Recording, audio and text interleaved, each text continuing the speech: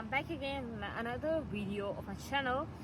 तो आज मैं आपको बताना चाहती हूँ कि जो मैंने पिछली वीडियो में आपको बताया था कि मेरी केयरलेसनेस, मेरी मिस्टेक्स और हमारी फैमिली की मिस्टेक्स वो क्या क्या थी। और जैसे कि पहली मिस्टेक जो हमारी थी वो थी वैक्सीनेशन।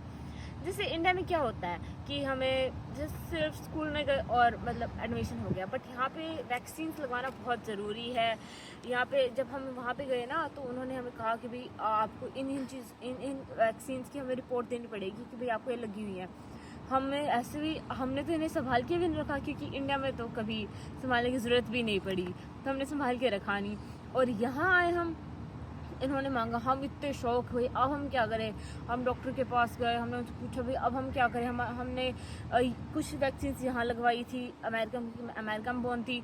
हम यहाँ पे 3 महीने बाद गए तो हमने कुछ वहाँ लगवाई, तो हमें कुछ मतलब हमने उनका रिकॉर्ड संभाल के ही नहीं रखा, हमें पता नहीं था। तो अब तो उन्होंने कहा कि भाई हम डॉक्टर के पास गए, हमने उनसे पूछा कि भाई हम क्या क्या करें, अब इतनी सारी वैक्सीन्स हैं, अब उन्हें हम कैसे लगवाएं। तो उन्होंने कहा जैसे कि आप क्या कर सकते हो कि जो इम्पोर्टेंट वैक्सीन्स हैं ना, हम आपको उन्हें हम बता देते हैं आपको, और वो आप सिर्फ वो ही लगवा लो, ठीक है। तो भाई अब वैक्सीन तो लगी थी तो दर्द तो हुआ था।